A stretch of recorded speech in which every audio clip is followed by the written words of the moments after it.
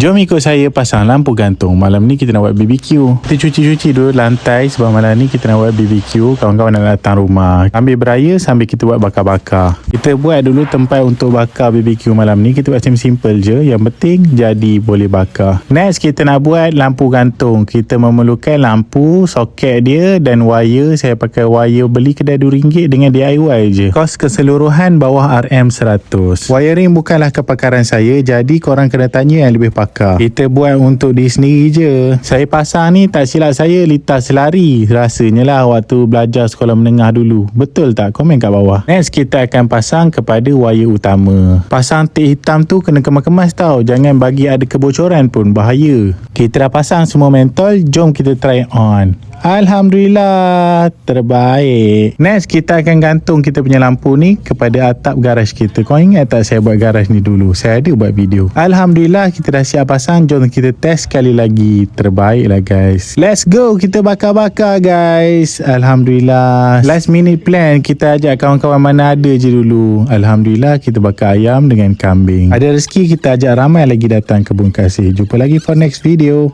Bye.